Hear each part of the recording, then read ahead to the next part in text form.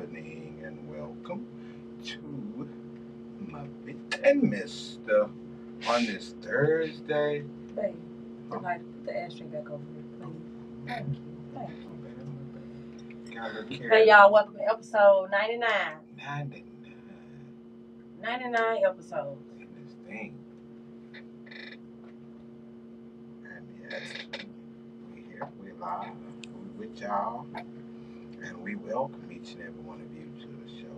Thank you for giving us your time here today, and all the extra episodes that y'all have been a part of, and I didn't read it. I didn't read it 12. Oh well, it is what it is. But we here, we in here, and we are thankful to have y'all here with us today. But before we get on camera, let's see which one of these do I want to put up first. And let's go with this one. Now check this out.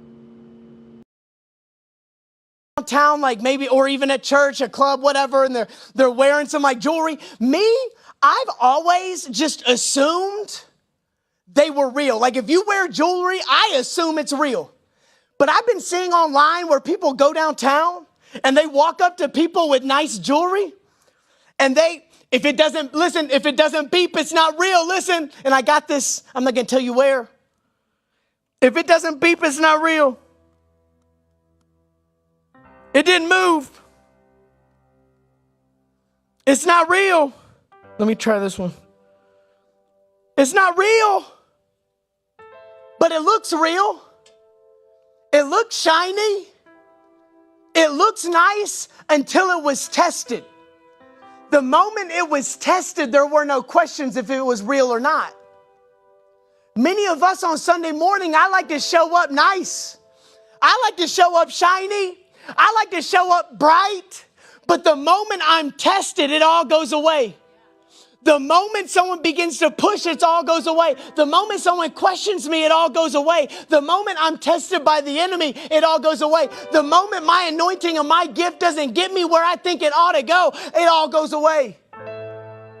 Maybe it's not because I wasn't shiny. Maybe it's because there was no substance.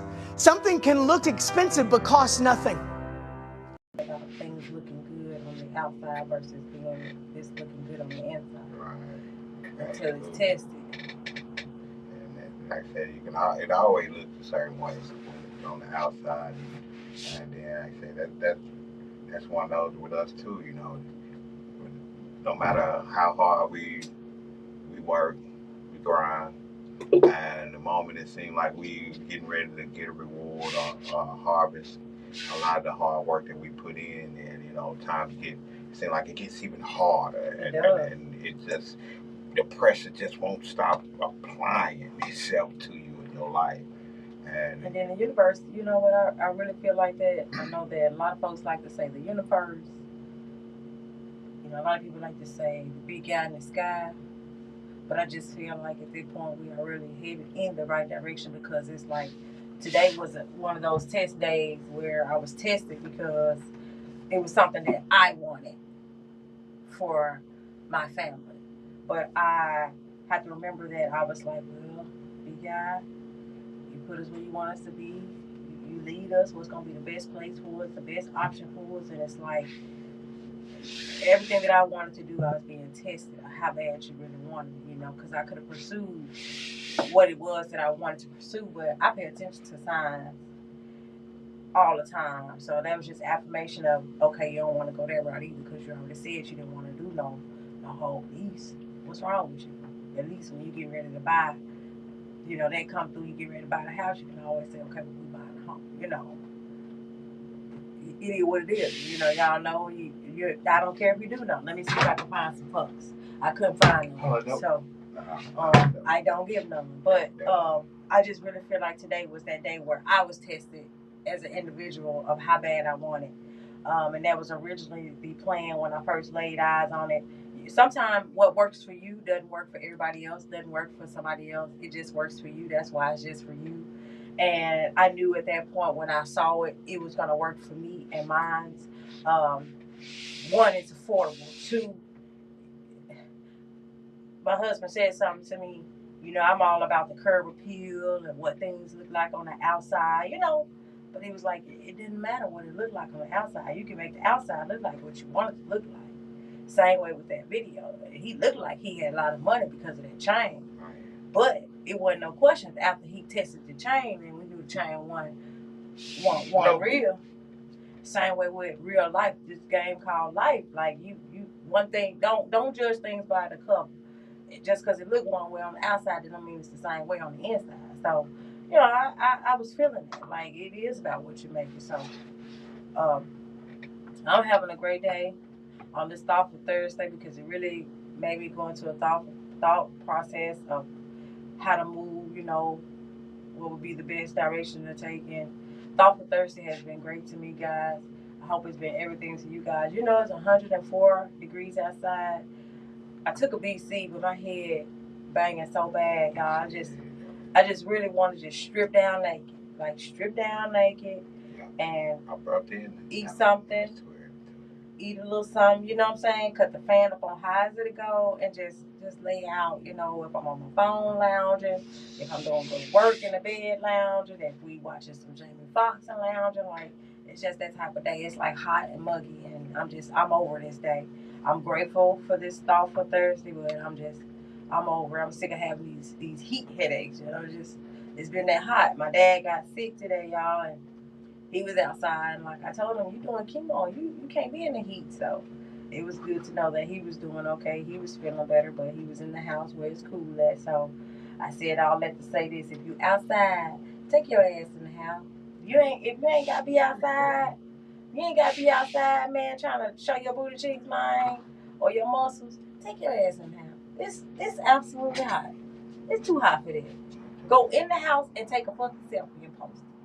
Okay, that's what you do. And go in the house and take a picture outside your window of the outside. Yeah.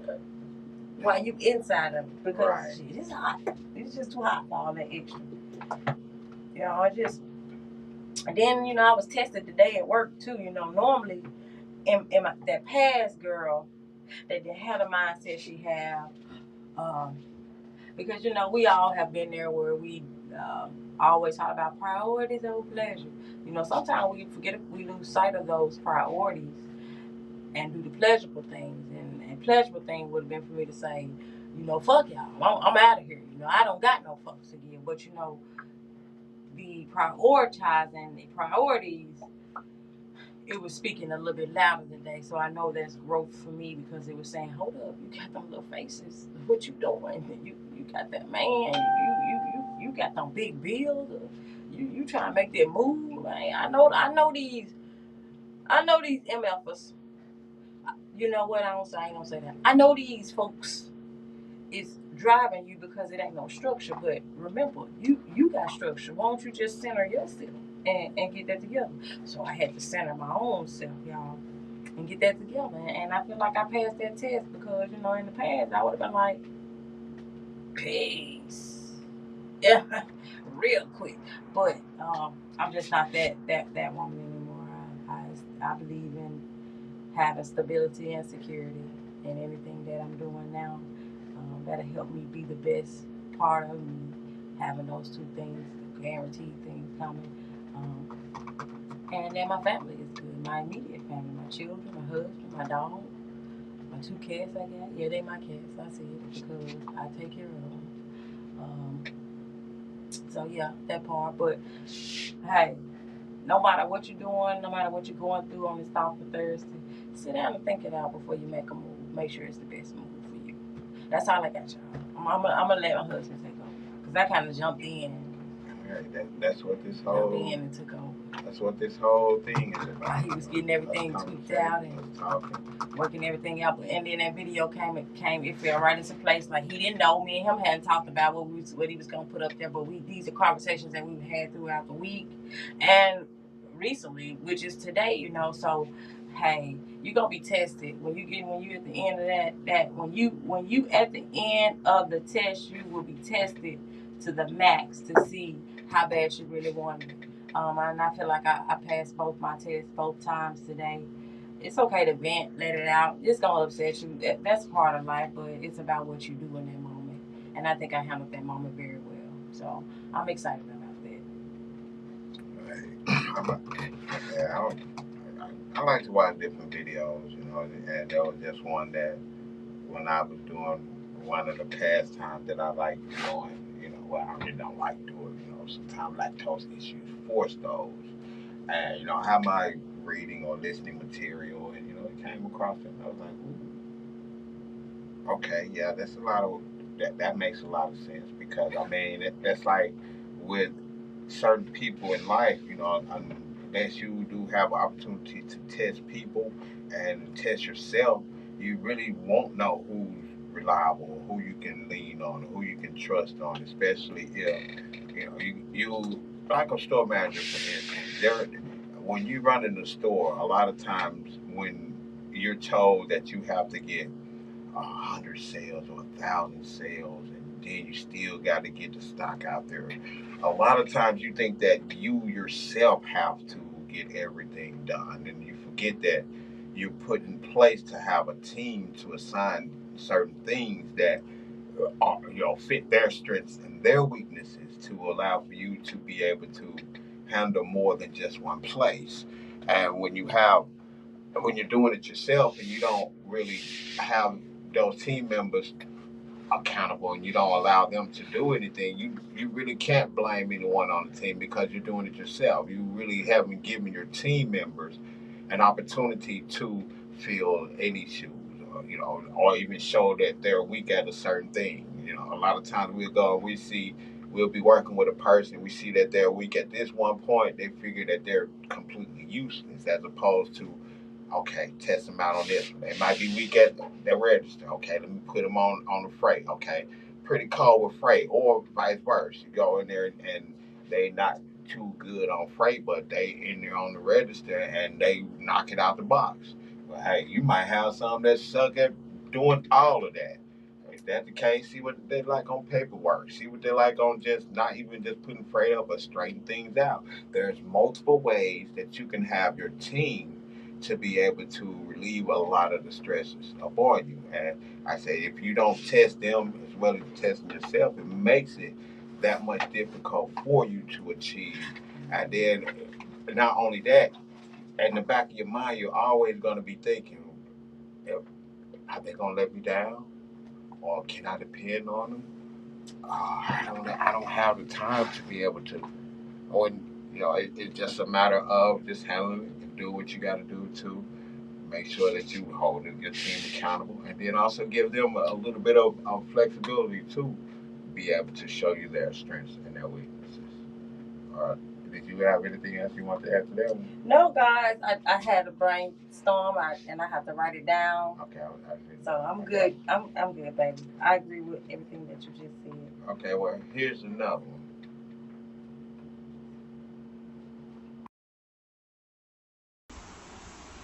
This is our problem. That's the problem with us. That's exactly what we do. That's exactly what married people do. And we call this a family because the kids are in the middle. Hold on. That's not giving that one justice. I got to do something. Y'all hang on for a second here because I want to make sure that you get the full gist of this video because this is some powerful stuff right here.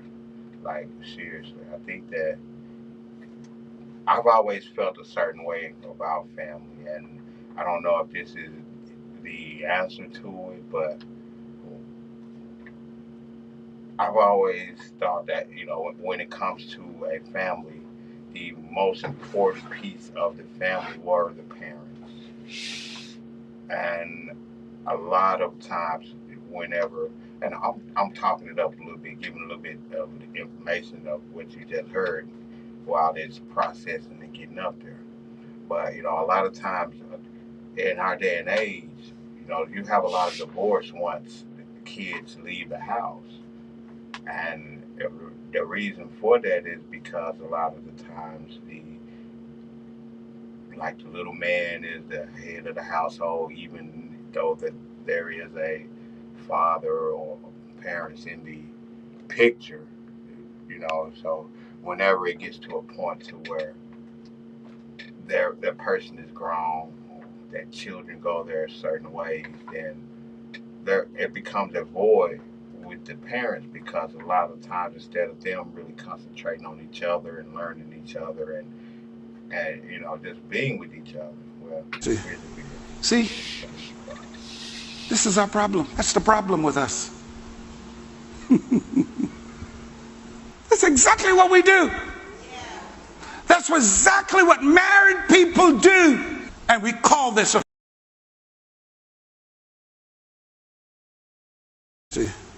See, this is our problem. That's the problem with us. That's exactly what we do. That's exactly what married people do. And we call this a family. Because the kids are in the middle.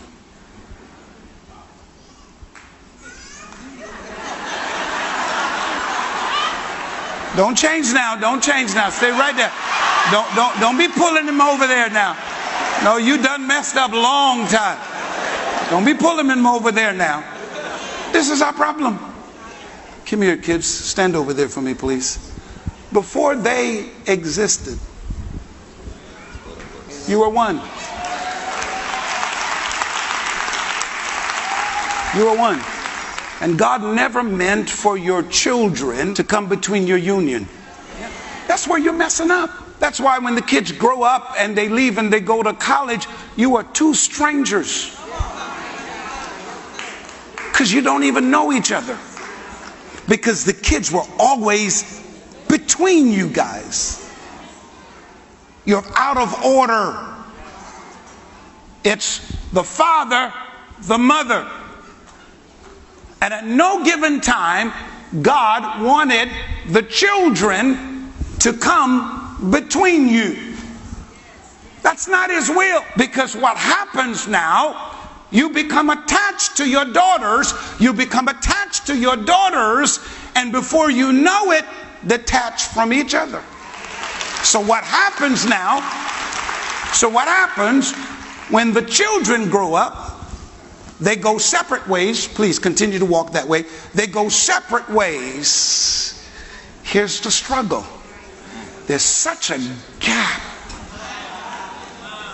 Huge gap.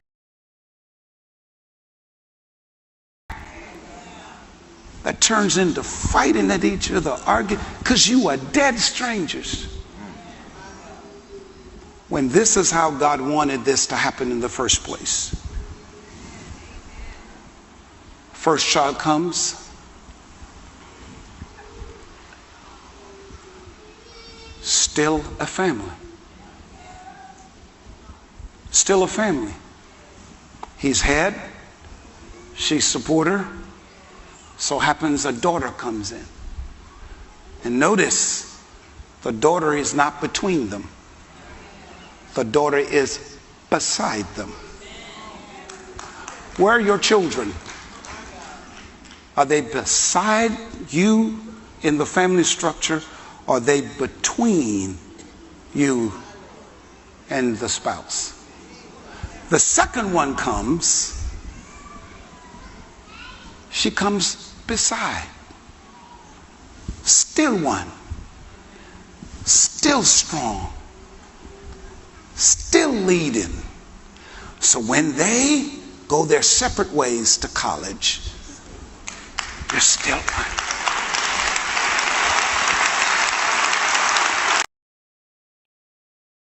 In the worst possible way. Hey, it's an AOV. Honey, you stood right by me, and that's how love is supposed to be.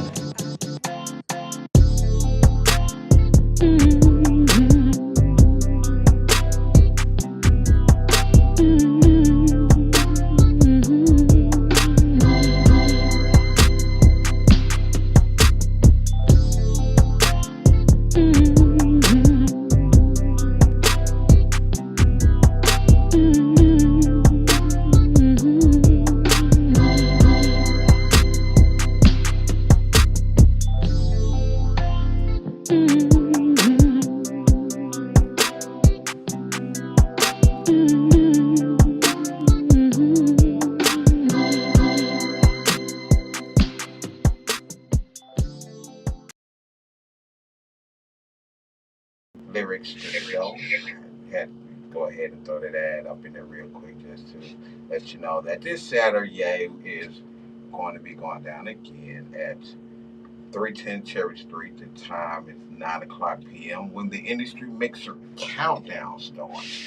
That means you get 60 minutes, 59 minutes to get to 310 Cherry Street to pay $0 to get in and have a great time. Come get in the vibes with yours truly and the missus and the ACO family and get to sing on our open mic platform. We do this each and every Saturday, so be on the lookout. We are doing it big these next 3 weekends. So make sure that you are a part of it. Stay tuned to a lot of what we do have going on and be a part of Lyrics to Show each and every weekend.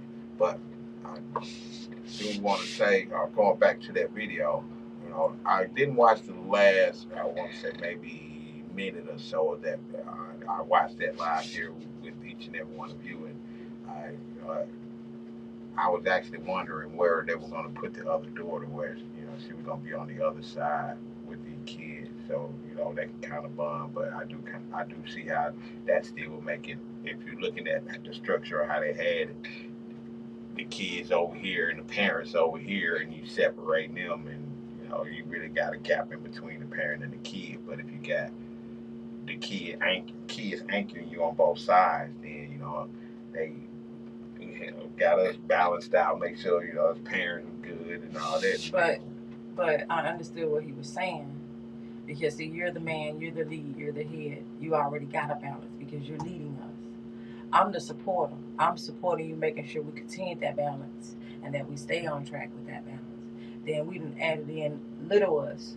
So the little us is behind us. Of course, they're going to always have our back. So that one that we have right there has our back, is watching out for mama and daddy. So now when that one is going, that one's watching out for the oldest. And remember, the oldest is still watching out for mama and daddy. So that support system is going to trickle down the line in order as it should be. So I really feel like I really enjoyed that, and I'm glad that you picked that. I noticed that you've been doing more of the religion, like incorporating more of the Bible and different things from church. I like that. I like that. It's the outside world, and then you got inside the Christian world, or whatever race they, whatever religion they is. But I love what he said. You one before they come, and then after they leave, you continue to be one. So I love the fact that we have our date nights and everything, and then we're with our babies. Our babies leave, then we can still go back to what it is that we were doing before our babies came, and that's cool to have date night and still be able to speak to each other. And that made sense. A lot of marriages do become estranged when the kids are gone, because it's just all about the kids. I do it like it's either daddy paying attention to the kids and mama not really getting that attention or that time, or vice versa. Mom in love with the kids and everything, kids forget him, and eventually during that time they're gonna be together, but it's gonna be like I'm just here for the kids. One of them gonna be I'm just here for the kids, and then the moment the kids gone, it's gonna be like, oh well, shit. And see that dynamic. But I'm here for now. That dynamic was kind of like with my mom and dad, and then she had my brother, and we know his situation. He a little smarter than all of us. Him a little smarter than all of us. She went there and had a little genius. Then she had me. There was me in between. But I looked at how even with me and my brother being there, they would always set time out where if they didn't go on a date, they rode out together. They'd go on a car ride, or they pull up and they be sitting in the yard, and me and my brother come outside. What y'all doing? They be sitting outside eating them a burger. Of course, we've been in field our bellies, but I just looked at how they did that, and I always admired that about them. Is their marriage perfect? No, but almost 50 years of marriage, hey, that's a couple that I can stand behind. Like, it's not about being like them, but it's about having that strength to stay in a marriage after you're married. And they showed me that throughout my entire 40 years, because they had their ups and downs, they had their moments where they wanted to separate and go separate ways. And they did separate for about an hour or two. I don't know if they really count, but they did. But hey, he came on back home after that hour or two because he said he couldn't do it like that. And I looked at how they went through the good, the bad, and the ugly, but they turned out and they made all of that into something beautiful. And here it is. I'm sitting right here. My brother. With his handsome self, he over there. But I like that structure. That structure though. And then after I left, my brother, because my brother couldn't leave home, but they still to this day. They still have their date nights. Sometimes they cool down on me and they be in the van together or in their little vehicle together chilling, So I love that about them even after all these years. And then I like something that they started doing after their 40th year of marriage. She stopped calling him her husband. She just said, "That's my boyfriend." I said, "Oh, so y'all calling again?" She said, "Yes, that's my boyfriend. That's my boo." And then, she kind of fucked me up when she said, "We have entanglements." I said, "Mama!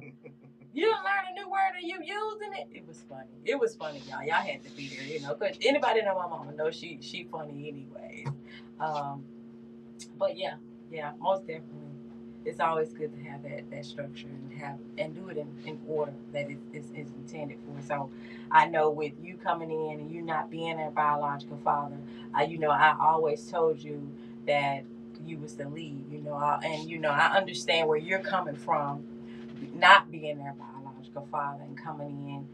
Even our relationship, I love our dynamic because the kids have so much respect for you and love for you that they don't try to.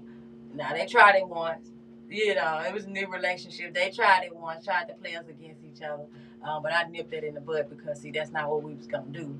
We had a family meeting and we shut that down because we are the united front, and what we say goes. So they do respect that now. The kids, if they want to do something, they more so go to dad and talk to dad because they know mom is like who, but they learn it. Dad do the same thing. Hold up, let's go in here with your mom. Hold up. It might get a little 2 seconds more with me, depending on what it is, but and it's one of those they know that at times, hey, if it makes sense to him, yeah, he'll be able to make sense to her. But if it's something, and vice versa, if they know if it's something that she'll get first and understand first, they're gonna come to it. And like I said, it's just a matter of communication and conversation. They are great young adults, and look, it's just a matter of being able to be there. And just kind of going back to something you said, in a sense, it is being like them because they whatever they've been through, it's not being exactly them, but being like them in a sense of or ism or ish, be like an ish, to where we do have the longevity in our relationship to be able to reach 50 years, 40 years, 20 years, and still be able to have that fire of love and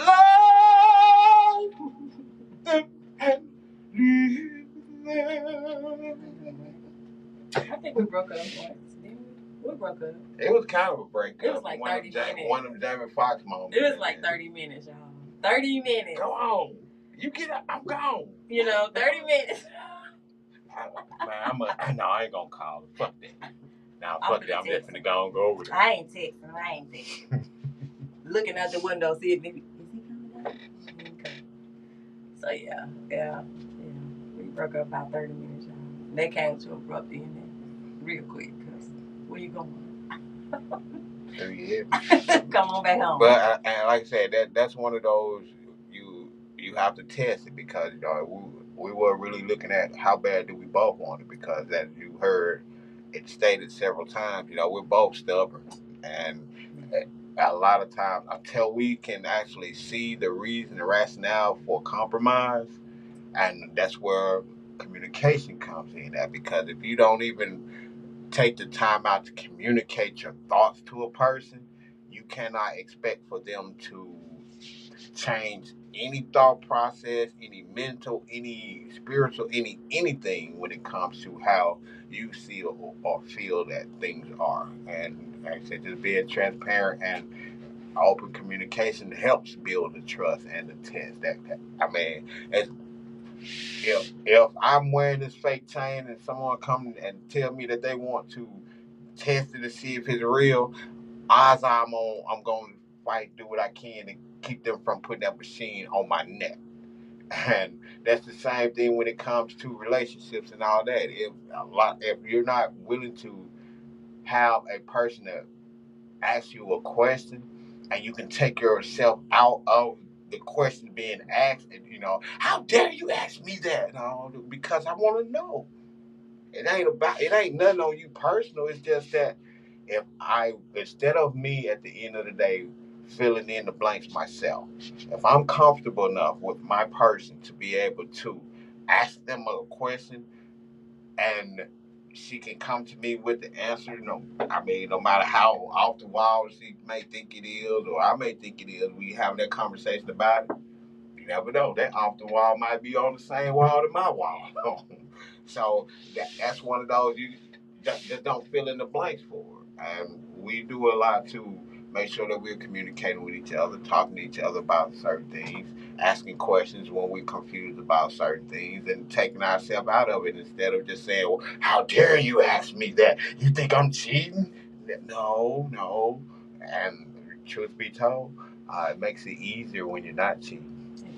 Because when you are doing a little bit of dirt, damn near anything that is coming your way to be asked, you're gonna be thinking something. So we don't live like that.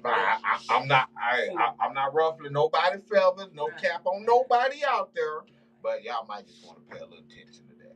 So if it yeah.